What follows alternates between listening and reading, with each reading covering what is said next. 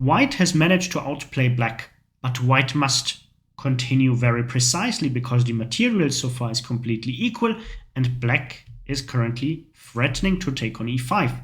So white plays bishop to f6, not only attacking the queen, but also making sure that the bishop cannot be removed. And this is very important because the bishop here is giving the black king a very difficult time. In the game followed queen to e8, and now the question is, how does white continue the game here? We know that this king on g8 is horribly weak, we just talked about this. But how can white try to exploit this? White found a very beautiful idea, and easy, queen to e1. Rerouting the queen to the king's side and putting more pressure on the black king. Black followed up with queen to f8, and after queen g3, black decided to play rook to c3, and this is a big blunder.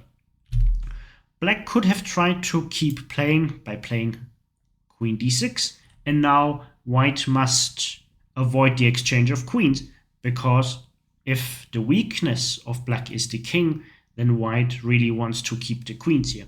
And then a move like rook f4 had been enough, and probably later h4, h5, and white should be completely winning. But in the game, rook to c3 was played.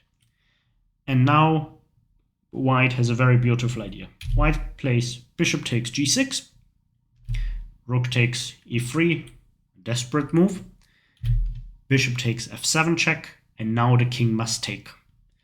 And here is where the black player actually resigned, because it is a forced mate after king takes f7, bishop h4 check, king e8, and queen to b8.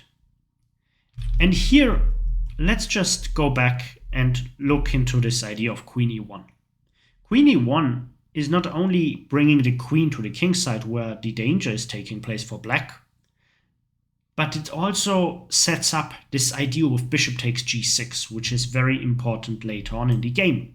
And as Larry Kaufman writes, if you want to be a good attacker, you need to be very good in tactics, so you can see these chances and exploit them. For more chess content, follow this channel.